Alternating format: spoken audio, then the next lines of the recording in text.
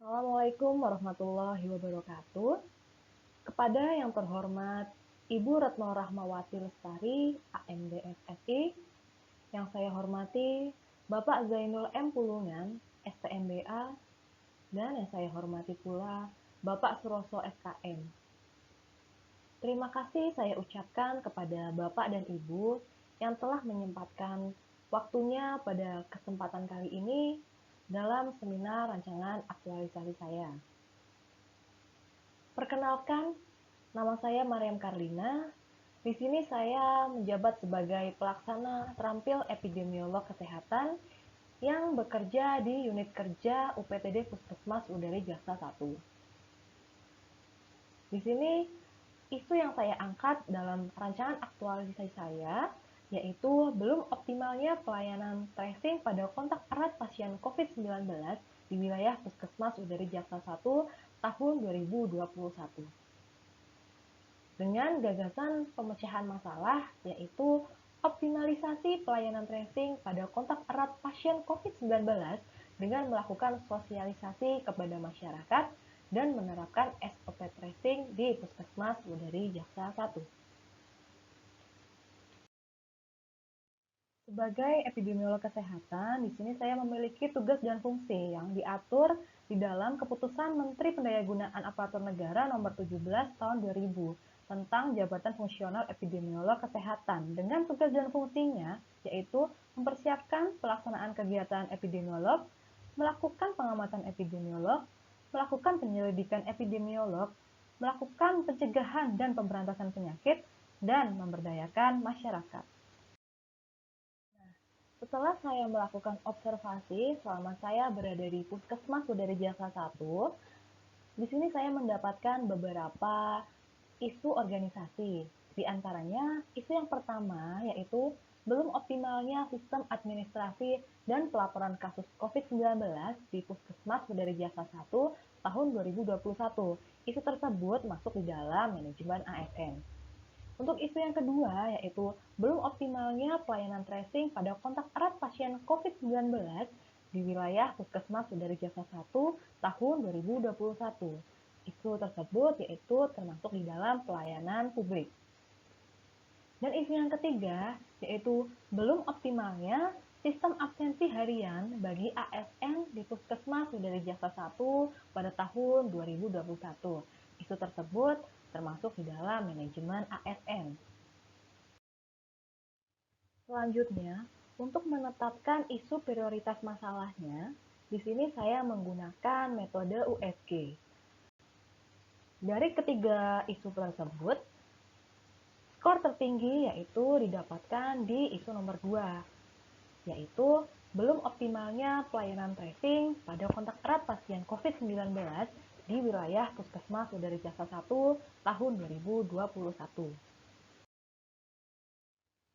Kemudian, dari isu yang terpilih tadi, dapat dianalisis akar penyebab masalahnya dengan menggunakan fishbone atau diagram ikan. Ada 4 faktor di sini yang mempengaruhi. Yang pertama, yaitu dari segi manusianya, yaitu kurangnya pengetahuan masyarakat terhadap pentingnya tracing bagi kontak erat pasien COVID-19. Selanjutnya, ada petugas kesehatan merangkap tugas atau diberikan tugas tambahan di luar tupoksinya. Untuk nilainya, yaitu kurangnya kerjasama lintas sektoral, yaitu kurangnya kerjasama Babinsa, Babin Kamtipmas, dan perangkat desa. Selanjutnya dari segi materialnya, yaitu di sini APD yang terbatas. Dan dari segi metodenya, yaitu belum ada SOP tracing. Nah, selama ini Puskesmas Udari Jaksa 1 melakukan pelacakan kontak erat, yaitu mengacu di dalam Permenkes. Tetapi untuk SOP yang di-SK-kan dari Kepala Puskesmas itu sendiri belum ada. Nah, dari faktor-faktor tersebut didapatkan masalah yaitu belum optimalnya pelayanan tracing pada pasien kontak erat COVID-19 di wilayah Puskesmas Udari Jaksa 1 tahun 2021. Selanjutnya yaitu gap analysis. Di sini berdasarkan kondisi saat ini, yang pertama yaitu petugas kesehatan diberikan pekerjaan tambahan di luar tupoksi. Dan kondisi yang diharapkan yaitu petugas kesehatan bekerja sesuai dengan tupoksi atau tugas pokoknya. Dengan solusi yaitu mengadakan rekrutmen petugas kesehatan. Untuk yang kedua, kondisi saat ini yaitu masyarakat masih belum mengerti tentang tracing COVID-19. Dan kondisi yang diharapkan yaitu masyarakat mengerti pentingnya tracing. Untuk solusinya yaitu yang pertama, melakukan edukasi kepada masyarakat. Dan untuk yang kedua, membuat media informasi berupa leaflet dan poster. Untuk yang ketiga, yaitu kondisi saat ini APD persediaannya masih terbatas. Dan kondisi yang diharapkan yaitu APD dapat terpenuhi. Untuk solusinya yaitu mengajukan permintaan APD secara berkala kepada Dinas Kesehatan. Untuk yang keempat, kondisi saat ini belum ada SOP tracing. Kondisi yang diharapkan yaitu SOP tracing sebagai panduan dalam menjalankan tracing. Dan untuk solusinya yaitu membuat SOP tracing. Untuk yang kelima, yaitu kondisi saat ini, kerjasama antara Babinsa, Babinkamtib, dan dengan Puskesmas masih belum berjalan dengan baik. Di sini, kondisi yang diharapkan kerjasama lintas sektoral dapat berjalan dengan baik. Untuk solusinya yaitu melakukan pertemuan secara rutin dengan lintas sektoral agar kerjasama tersebut dapat berjalan dengan baik. Dari solusi tersebut, kita dapat melakukan analisis menggunakan SMART. Nah, dari keenam gagasan tersebut, yang memenuhi kriteria SMART, yaitu terdapat di nomor 2, melakukan edukasi kepada masyarakat mengenai pentingnya tracing bagi kontak erat pasien COVID-19. Dan nomor 3, yaitu membuat media informasi berupa leaflet dan poster tentang alur tracing. Dan pada nomor 5, yaitu membuat SOP tracing.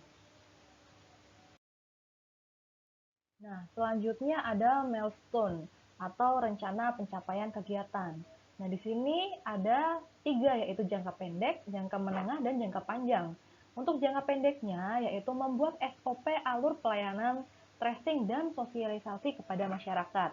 Untuk jangka menengahnya, yaitu peningkatan kualitas tracing atau pelayanan pasien kontak erat COVID-19 dengan menerapkan SOP tracing. Untuk jangka panjangnya yaitu optimalisasi pelayanan pelacakan kontak erat tracing pasien COVID-19 sehingga dapat memperkecil penularan COVID-19.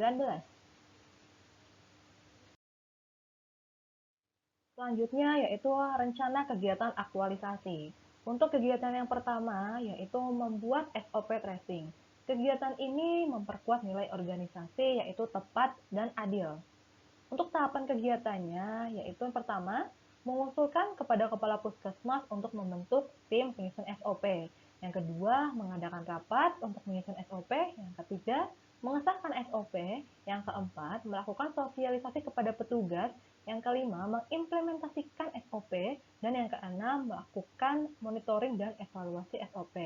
Dari kegiatan tersebut didapatkan output yaitu SOP pelayanan tracing. Yang kedua, terbentuknya tim tracing. Dan yang ketiga, terciptanya koordinasi yang baik antara petugas puskesmas dalam pelayanan tracing. Nah, di sini keterkaitannya dengan agenda 2 dan 3 yaitu pertama, akuntabilitas, yaitu bertanggung jawab dalam membuat SOP. Yang kedua, nasionalisme, bermusyawarah dalam membuat SOP. Yang ketiga, etika publik, yaitu SOP mengacu kepada Permenkes. Dan yang selanjutnya, komitmen mutu, yaitu SOP dapat mudah dipahami. Dan untuk anti korupsinya, yaitu membuat SOP secara transparan. Di sini keterkaitannya dengan agenda 3, yaitu Work of Government, yaitu melakukan koordinasi dalam penyusunan SOP. Dan untuk manajemen ASN-nya, yaitu disiplin. Disiplin dalam melakukan pelayanan kontak erat dengan mengacu di SOP tersebut. Selanjutnya untuk kontribusi terhadap visi dan misi puskesmas yaitu terwujudnya visi puskesmas dan misi puskesmas yaitu khususnya pada nomor 3. Untuk kegiatan yang kedua yaitu membuat media penyuluhan berupa leaflet dan poster. Kegiatan ini memperkuat nilai organisasi yaitu adil. Nah, untuk tahapan kegiatannya, yang pertama konsultasi dengan mentor dalam membuat leaflet dan poster, yang kedua membuat desain poster dan leaflet, yang ketiga mengkonsultasikan hasil desain kepada mentor untuk finishing, dan yang keempat yaitu mencetak poster dan leaflet. Dari kegiatan tersebut didapatkan output yaitu poster dan leaflet berupa alur pelayanan tracing dan Prokes 5M. Nah, untuk keterkaitannya dengan agenda 2 dan 3 yaitu akuntabilitas, yaitu tanggung jawab dalam membuat poster dan leaflet. Nasionalismenya yaitu bermusyawarah dalam membuat poster dan leaflet tersebut. Untuk etika publiknya yaitu informasi yang disampaikan dapat tepat, sopan, dan ramah. Untuk komitmen mutunya yaitu inovasi yaitu menggunakan leaflet. Untuk anti korupsinya yaitu membuat leaflet itu tidak plagiarisme. Untuk kaitannya dengan agenda 3 yaitu World of Government, yaitu melakukan koordinasi kepada mentor dalam membuat desain leaflet.